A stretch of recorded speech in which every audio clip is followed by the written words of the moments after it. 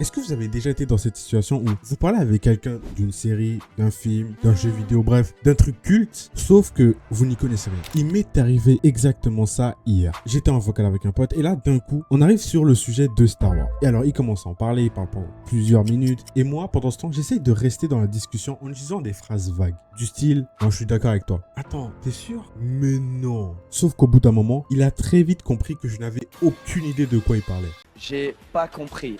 Et là, il a commencé à me taquiner sur le fait que je n'ai jamais vu les films. T'habites dans une grotte? Ouais. Rien de méchant évidemment, mais ça m'a quand même piqué à l'ego. Et après l'appel, j'ai eu une idée. Regarder tous les films Star Wars en 24 heures. Maintenant que j'y pense, c'est peut-être une mauvaise idée. Bon, voici le plan. Durant les prochaines 24 heures, je vais regarder tous les films Star Wars. Bon, quand je dis tous les films, je vais seulement regarder les 3 trilogies, ce qui me rappelle que je sais même pas combien de temps ça va prendre. Pour regarder tous les films Star Wars, il faudrait environ 20 heures et 39 minutes. Et au passage, regarder tous les films en une fois, c'est vraiment une idée de merde. Donc évidemment, je savais que ça allait prendre beaucoup de temps, donc je suis allé faire les courses. J'ai acheté des trucs vraiment qui me permettront de survivre. Évidemment, j'ai pris des trucs avec des protéines, des glucides, vraiment des trucs qui me... J'ai acheté des Pringles.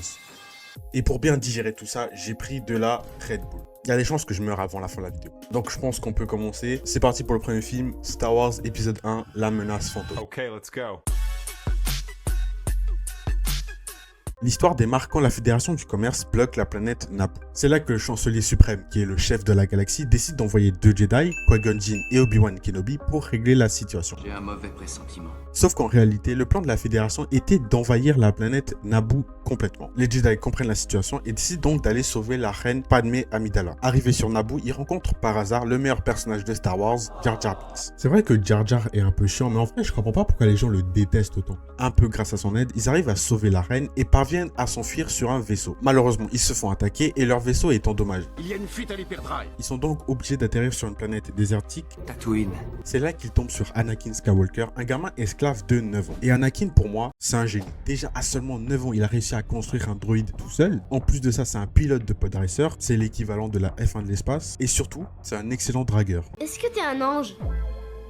Quoi? Ce sont les plus belles créatures de tout l'univers. Et honnêtement, s'il vendait une formation, je pense que je serais le premier à acheter. Pour ça, il suffit de suivre ma formation simple. Mais c'est pas tout. Qui-Gon sent aussi que ce petit garçon est très spécial. Un petit garçon. Ses cellules ont révélé à l'analyse le plus haut taux de midi-chlorien que j'ai rencontré dans un être vivant. Tu penses à la prophétie de celui qui apportera l'équilibre à la force? Tu penses qu'il peut s'agir de ce garçon? Problème, comme je l'ai dit, Anakin c'est un esclave. Du coup, Qui-Gon parie sa liberté dans une course de pod racer que le petit remporte haut la main. Grâce à cette victoire, Anakin gagne sa liberté et rejoint le groupe. Et franchement, cette scène de course, elle était vraiment incroyable. Je pense même que c'était la meilleure scène du film. Et après avoir revu le film pour écrire le script, j'ai tellement kiffé ce passage que j'ai cherché s'il n'existait pas un jeu basé dessus. Un genre de Mario Kart version Star Wars. Et devinez quoi? Il existe vraiment. Star Wars épisode 1 Racer. Les graphismes sont très vieux, c'est un jeu sorti dans les années 90, mais si vous aimez les jeux vintage et que vous aimez Star Wars, c'est un bijou. Mais bon, retour sur le film. Sur le chemin du retour, Qui-Gon croise un mystérieux guerrier Sith, Dark Maul. Et là, pause. Pour moi, Dark Maul, c'est peut-être le meilleur méchant de toute la saga. Tout simplement. J'ai pas encore vu tous les méchants de la saga, mais pour l'instant, Dark Maul, il est là.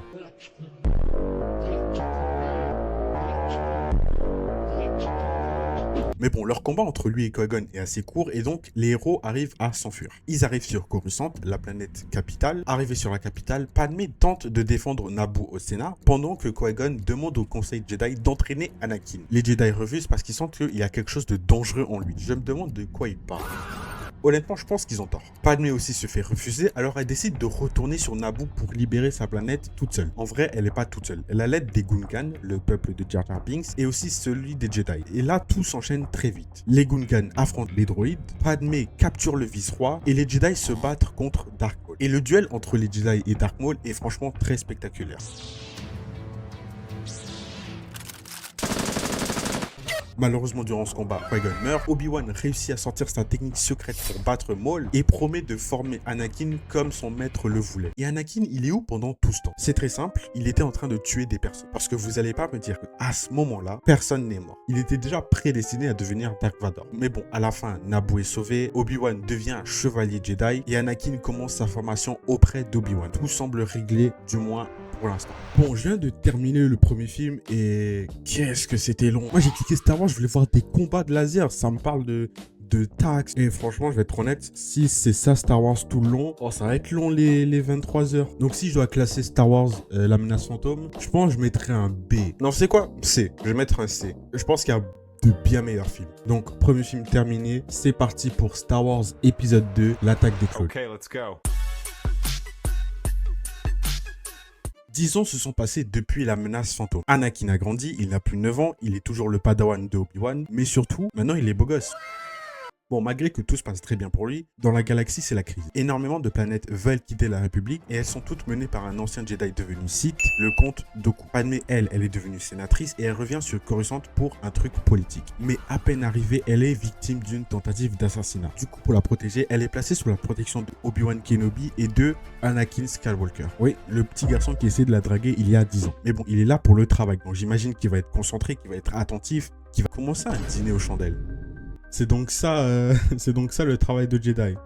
Et B, où est-ce que je signe? Pourquoi pas, au moins il a la vision sur elle, il n'y a personne qui peut l'attaquer de derrière. Un pique-nique? Ouah, je suis pas sûr du niveau de protection. Pendant que Anakin travaille dur, Obi-Wan lui mène une enquête sur les tentatives. Il découvre qu'une armée de clones a été commandée par la République, mais personne ne sait par qui. Son enquête l'amène sur la planète Kamino, où il découvre que tous les clones ont été fabriqués à partir de la même ADN, celle d'un chasseur de primes redoutable, Jango Fett. Obi-Wan comprend que c'est Jango qui est derrière les attaques contre Padmé, alors il décide de l'attaquer. Leur combat aérien est assez incroyable, mais Obi-Wan finit par se faire capturer sur Geonosis par le comte Dooku en personne. Pendant ce temps, Anakin commence à faire des cauchemars sur sa mère. Il sent qu'elle souffre, donc il décide d'aller la sauver. Et en regardant ça, je me suis vraiment posé la question, est-ce qu'il a jamais essayé de reprendre contact avec sa mère? Parce que, à ce que je sache, c'est pas interdit. Il retourne alors sur Tatooine, découvre que sa mère a été enlevée et part à sa recherche. Malheureusement, elle meurt dans ses bras, et là, Anakin pète un câble.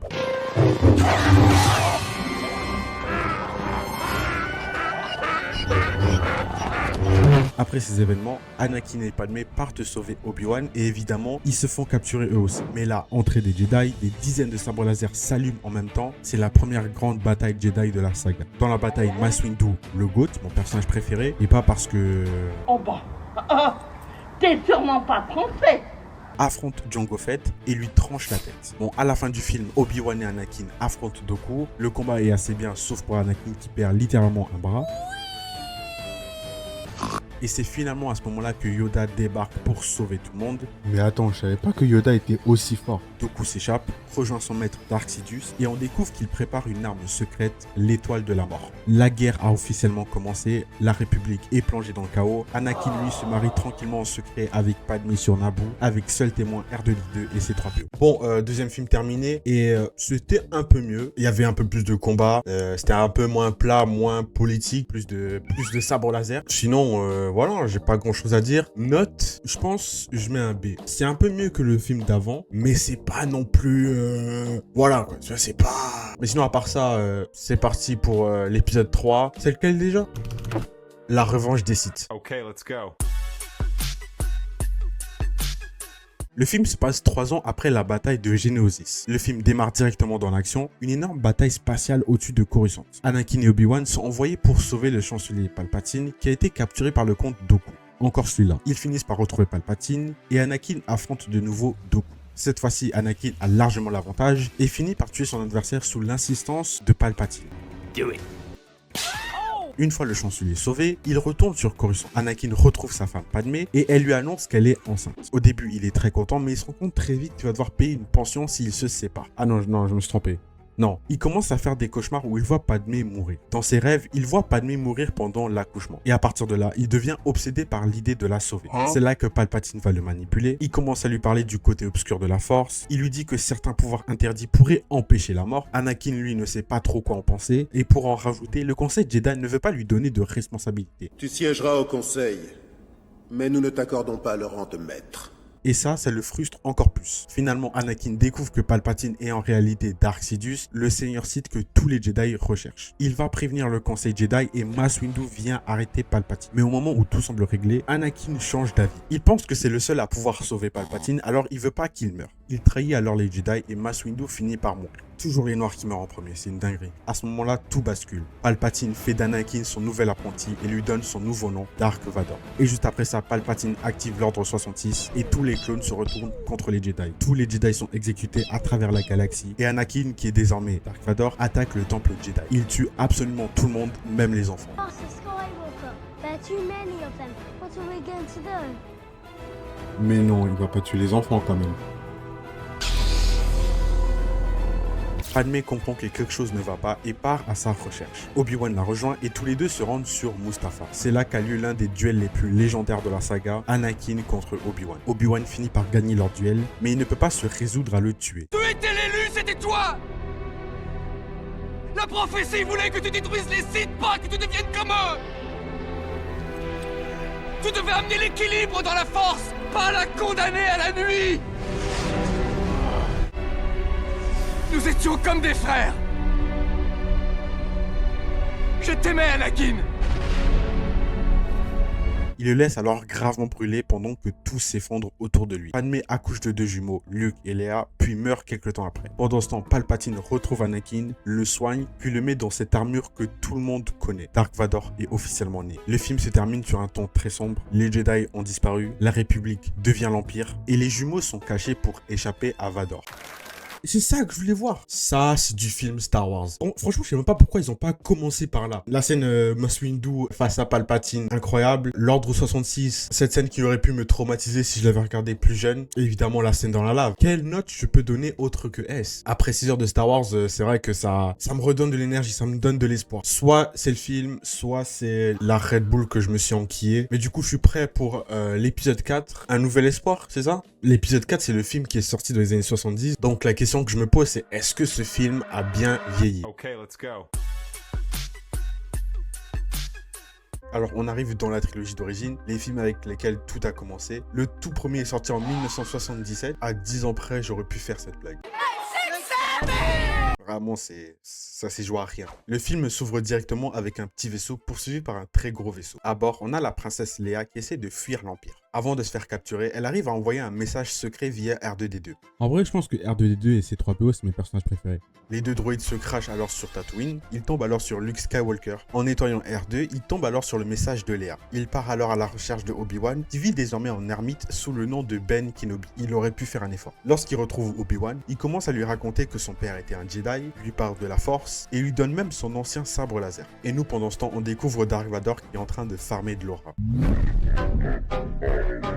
Obi-Wan et Luke décident d'aller sauver Leia. Ils recrutent Han Solo, Chewbacca et le Faucon Millenium, direction l'étoile de la mort. Ils infiltrent la station et à un moment, Luke trouve Leia dans sa cellule. Et honnêtement, j'aimerais tellement savoir ce que Luke pensait à ce moment. Ils arrivent à la sauver. Viens ici que je te bute, enculé! Et pendant ce temps, Obi-Wan affronte Vador pour essayer de leur faire gagner du temps. Cette fois-ci, Obi-Wan perd le combat. Et la première fois que j'ai vu cette scène, j'étais pas sûr qu'il était mort. J'ai alors tapé sur Google, est-ce que Obi-Wan est mort? Et apparemment, oui. C'est comme ça que Obi-Wan meurt. J'ai pas envie de faire des recherches, donc si vous avez la réponse sur pourquoi Obi-Wan meurt de cette façon dans le film, écrivez-le dans les commentaires. Mais bon, notre groupe arrive à s'enfuir, rejoignent les rebelles et prépare l'attaque finale contre l'étoile de la mort. Luke, évidemment, participe à l'attaque contre l'étoile et grâce à l'utilisation de la force et le fait que ce soit le personnage principal, il arrive à faire péter la station. Le film se termine avec une cérémonie, tout est bien qui finit bien. Je sais plus quoi dire. Merde. Ah oui, honnêtement, le film est cool. Moi, j'aime bien. Bon, évidemment, ça reste un film des années 70, donc il y a quelques trucs, voilà, qui sont pas fous. Les combats sont un peu lents. Ça reste un classique, donc je pense que je vais mettre un A. Bon, allez, on enchaîne avec le prochain film, L'Empire contre-attaque. Selon certains, c'est le meilleur film Star Wars. Est-ce qu'il va être meilleur que La Revanche des Sith? C'est à voir. Okay, let's go. Le film commence sur Hoth, une planète glacée où les rebelles se cachent. Après avoir vu un truc se cracher, Luke décide de partir en reconnaissance. Malheureusement pour lui, il tombe face à face à un monstre des neiges et finit pendu au plafond. Il réussit à s'enfuir, mais en essayant de s'échapper, il s'évanouit à cause du froid. Heureusement, Han Solo était là et finit par le sauver. Oh, je suis en train de manger, je vois ça. Non, mais honnêtement. Sauf que forcément, l'Empire finit par localiser la base. Il débarque alors avec des marcheurs géants, des AT-AT. Cette machine, je la trouve ridicule, pour être très honnête. Les rebelles, évidemment, décident de s'enfuir. Luke, lui, débarque sur Dagobah, où il retrouve Yoda. Et je vais pas vous mentir, il m'avait manqué. Luke commence alors son entraînement. Pendant ce temps, Han, Leia, Chewbacca et C3PO sont en fuite dans le Faucon Millenium. Et petit à petit, Han et Leia commencent à se rapprocher. Ils finissent par se réfugier dans la Cité des Nuages chez Lando Calrissian. Je pense que je vais l'appeler Lando. ça va être plus simple. Et Lando, c'est un ancien pote de Han. L'ambiance est cool, jusqu'au moment où Lando finit par les trahir. Vador arrive, capture tout le monde et utilise Léa et les autres pour attirer Luke. En vrai, c'est quand même une dinguerie de congeler ses ennemis. Genre, tu les gardes vivants, mais ils peuvent pas bouger et genre, ils te regardent tous les jours. C'est du génie. Je t'aime. Je sais. Luke, évidemment, débarque pour sauver ses amis. Il affronte alors Dark Vador dans un combat beaucoup plus stylé que le film précédent.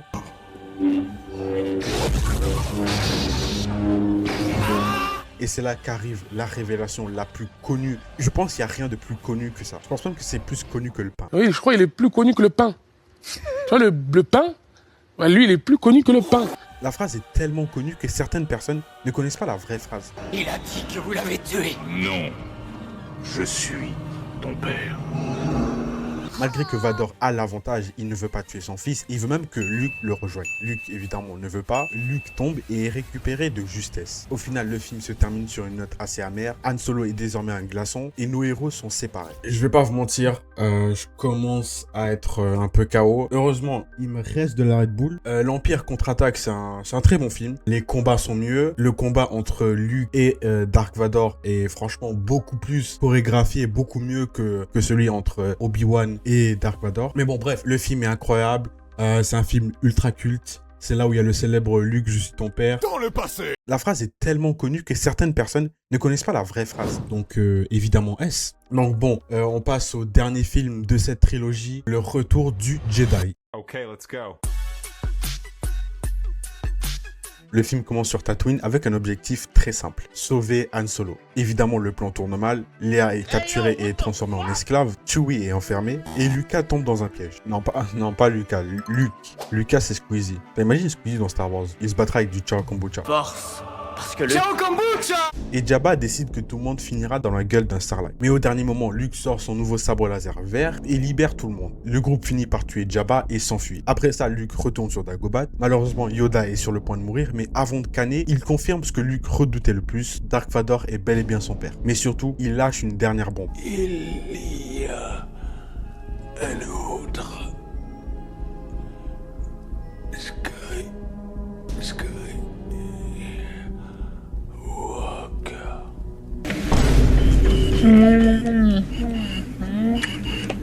De son côté, l'Empire construit une nouvelle étoile de la mort, encore une fois, et les rebelles préparent un plan pour la détruire à nouveau. Le plan des rebelles est d'aller désactiver le générateur de bouclier sur Andorre pour lancer une attaque spatiale. Han, Léa, Chewbacca et Luke décident alors de partir sur Andorre. Ils tombent alors sur les Ewoks, des petits nounours qui se battent avec des bâtons et des cailloux. Les Ewoks les aident à lancer un assaut contre l'Empire. Luke décide de se rendre parce qu'il veut ramener son père du bon côté de la Force. Mais en vrai, comment Palpatine est passé de vieux monsieur normal à ça? Est-ce qu'il y a une raison ou Et Palpatine a un plan derrière la tête. Il veut faire craquer Luke pour qu'il passe du côté obscur de la Force. Ta haine t'a rendu beaucoup plus puissant. Maintenant, accomplis ton destin et viens prendre la place de ton père à mes côtés.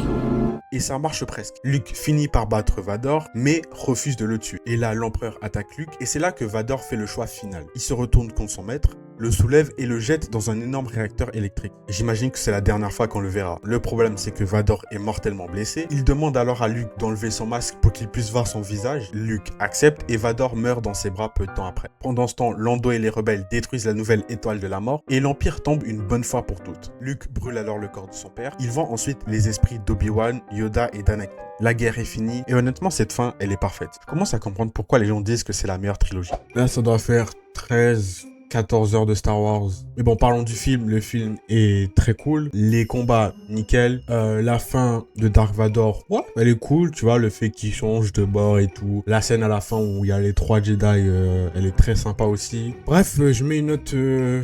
Je mets une note de A, très bon film, mais bon là, je vais pas vous mentir, là je sais qu'il me reste 3 films, mais je sais c'est quoi les 3 films qui me restent. Il me reste les films de Mickey Mouse. Mais bon, on n'abandonne pas, c'est parti pour le réveil de la Force. Okay, let's go.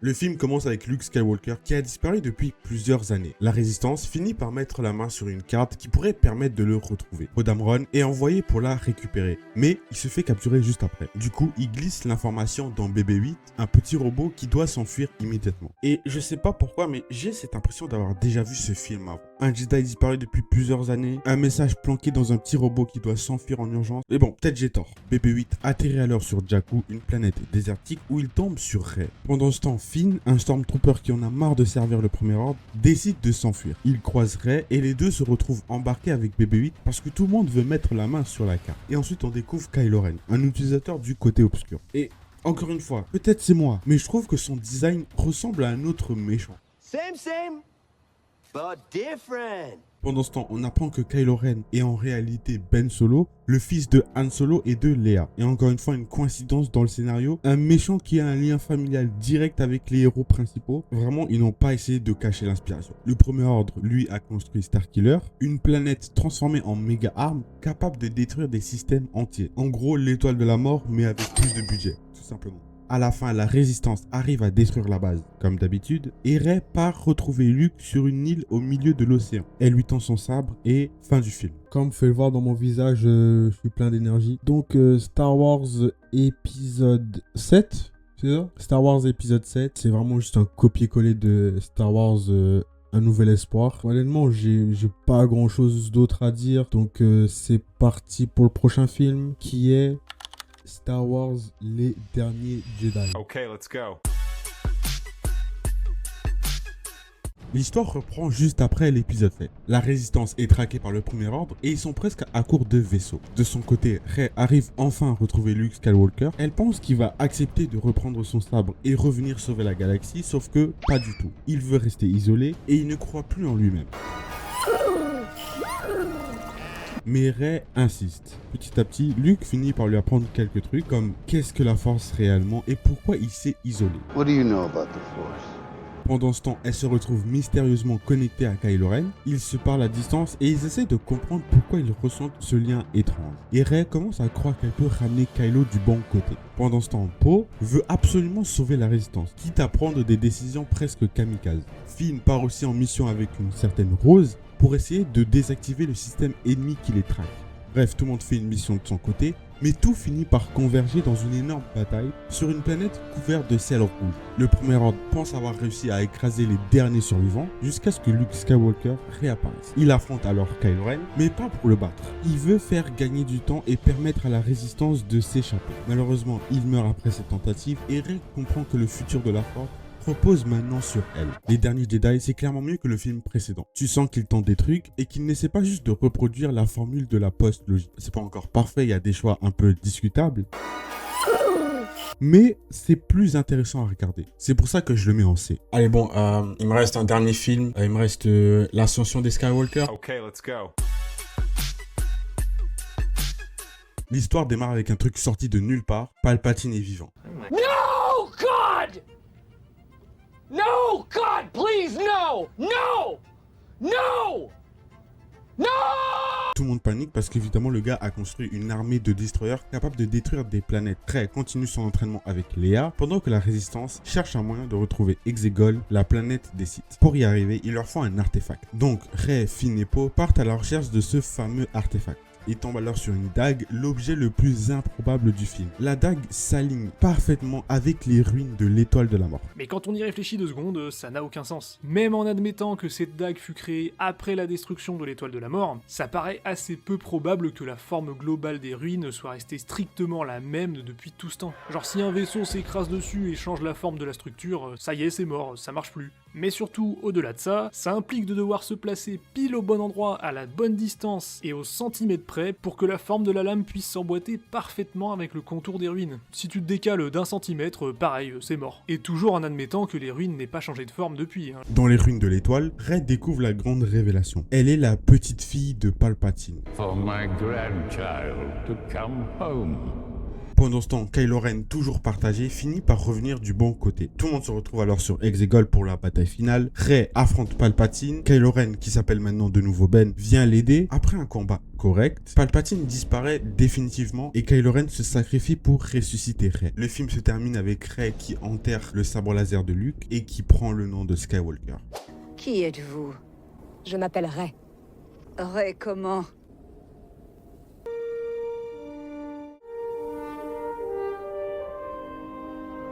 Rey Skywalker. Ouais, mais c'est pas toi qui décide. J'ai même pas envie d'en parler, voici la note.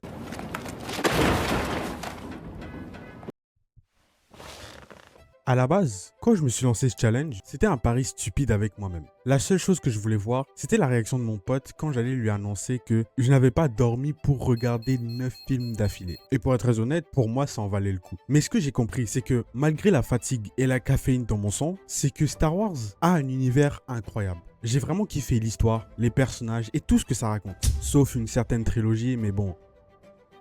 Mickey Mouse!